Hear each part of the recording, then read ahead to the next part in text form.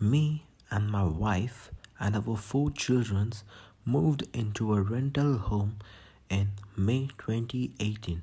Three girls, now 17, 16, and 10. One boy, now 13. We are combined family. We got married in 2015. The family gets along well and we love each other.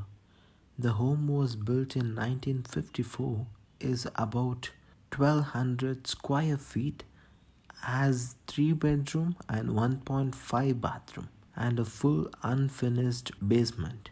We live in suburbs of a growing western metropolitan area. The house felt off from the first time I walked in.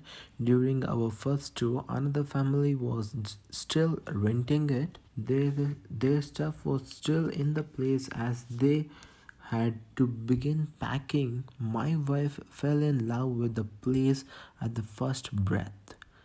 I didn't share that feeling.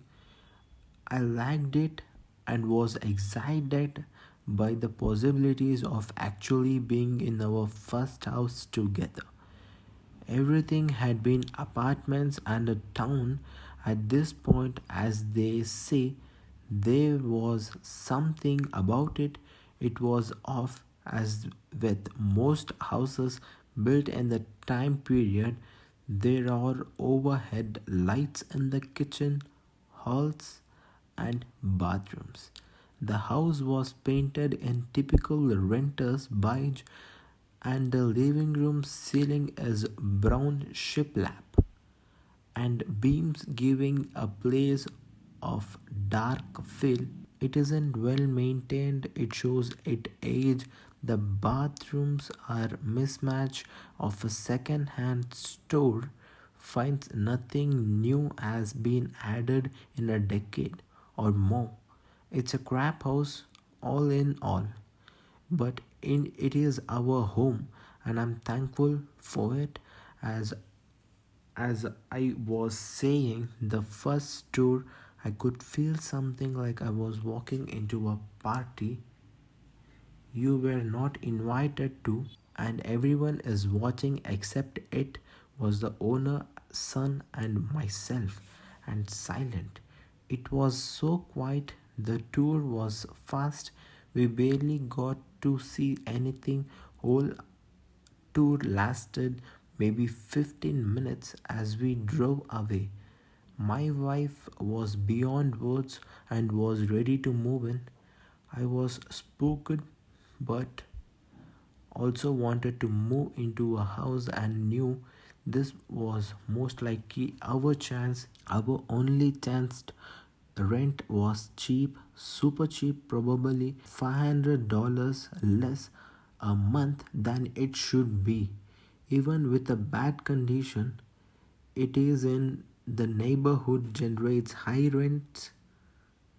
After a few weeks of far much effort than it should have been, we got a word and began the steps to move in.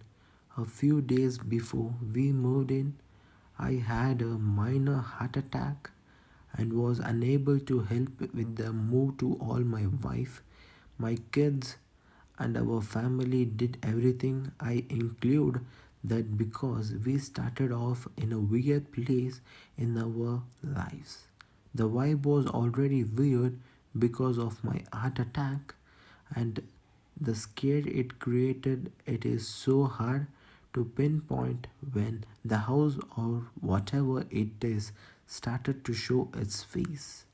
But it did small things. Did you hear that? Did you say that? Who felt who left this door open?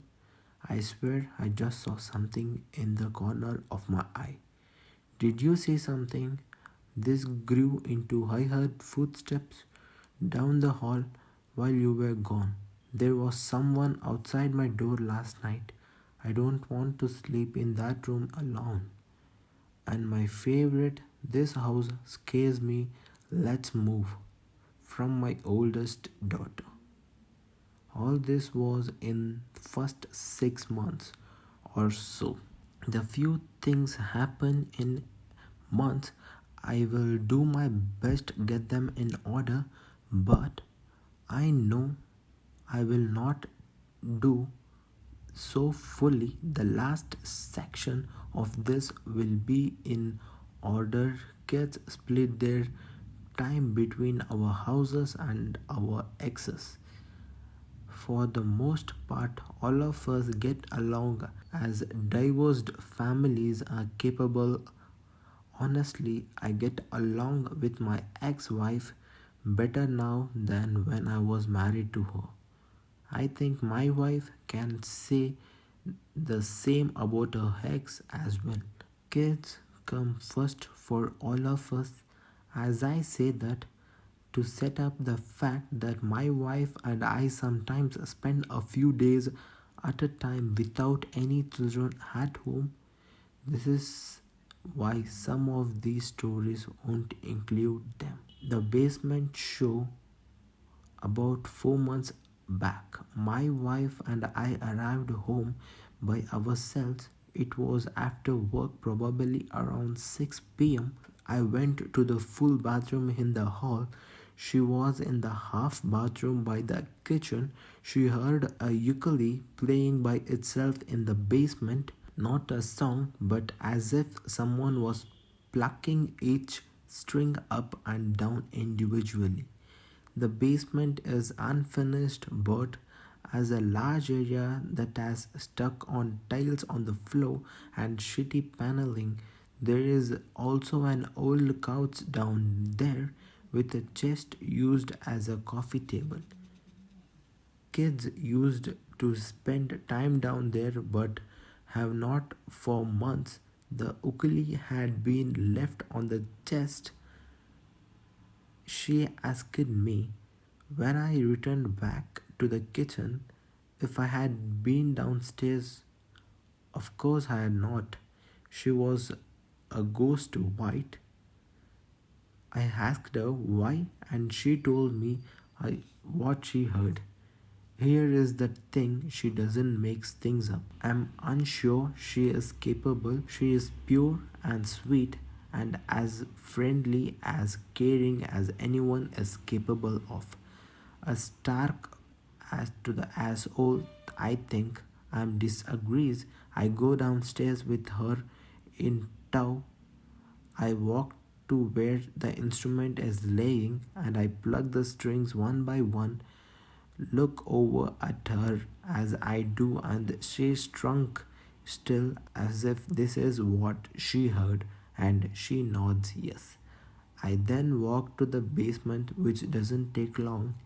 Check the windows, there is no sign anyone was there.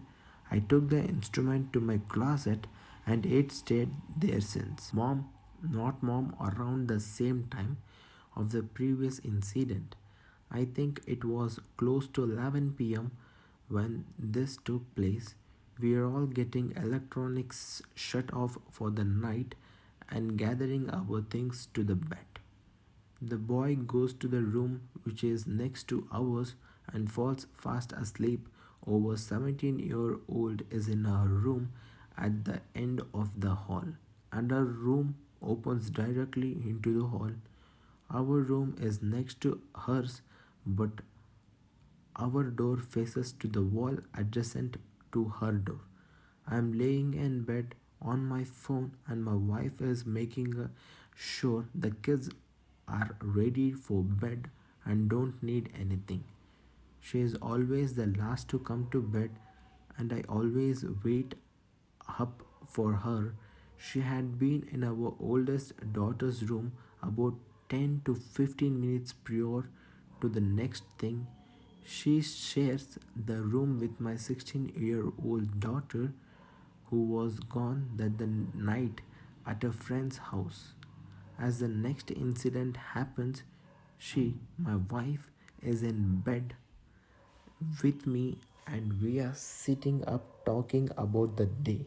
Our daughter texts and asks if she was just in her room. She responds that yes, she had been in there about 10 to 15 minutes ago and they had talked the same goodnight. Our daughter told her no, she had literally just been in there. My wife said she had not. Daughter then told her that she was in her bed looking at her phone. Wife went in, told her good night again, then closed the door. For the next hour or more, she swore someone was walking up and down the hall and stopping in front of our door. As she texted us, I went out and searched the house top to bottom. I thought maybe she was just in her head and bothered by what just happened. I went in her room and at one point I talked to her. When I saw her, I knew she wasn't seeing or hearing things. Her face told me she was 100% knew what she was real. My wife and I couldn't hear it or see it, none of it. That was the last night she stayed in that room.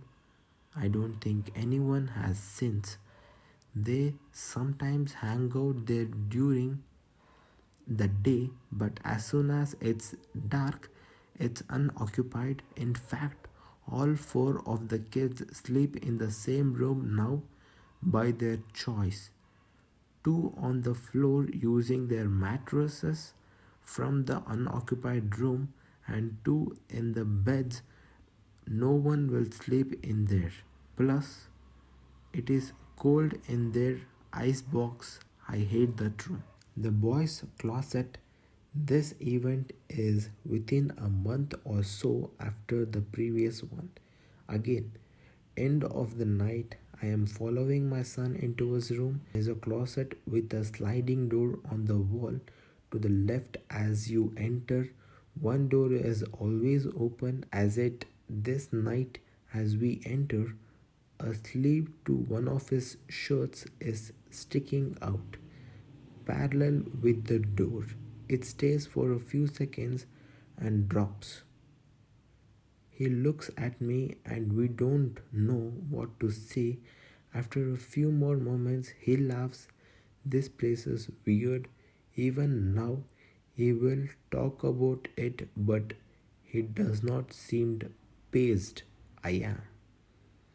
Hall bathroom last summer. Wife and I were going into the hall bathroom to find some meds. As she opened the door, it swung open as if someone was in there and was exiting as we were going. It was so sudden and strong. She apologized to whomever we had walked in. Bathroom was empty. A few days ago, that same bathroom turned ice cold literally in a 5-minute time period. It was as if the window had been left open on a much colder day than what we were experiencing at the time. We checked the window and it was shut, and there was barely any draft coming in. No more than usual, left the closed door. Maybe 15 minutes later, I went back in. It was just as warm as the rest of the house. Side note, I work in construction, and although I am not an expert or master in all the things house related, have experienced enough to know a room doesn't change temperature that quickly by such a large margin. Whistle. This happened the same night as the cold bathroom event above. Just two of us home. We were in the kitchen. TV is on in the living room, but down really low, low enough that you have to be in front of it actually to hear it. We are talking, we were hear a short whistle in the hallway, like someone trying to get our attention. I walk out, and of course, no one was there. Then I hear it again, longer but softer, and it seems to be moving away. Then it was our daughter's room. I didn't bother this time. I went back to the kitchen and went on with the night, this is more, a lot more, but I'm sure this sound likes a whole lot of crazy or sad crying attention. I can attest this all true. Very what the frequency of events has added up as of late, and I said added up of late, and I have only told you about half of our list, maybe less. As I said, there is more, another item, and I only had this because I remember reading something about this possibly being of relevance. I wake up at 3 a.m. most nights, sometimes before, but generally close to 3:30 a.m. Wake up right up, no sensations to go with it, just wide awake regardless of what time I fall asleep. That started months after we moved in. Pretty sure it only happens to me.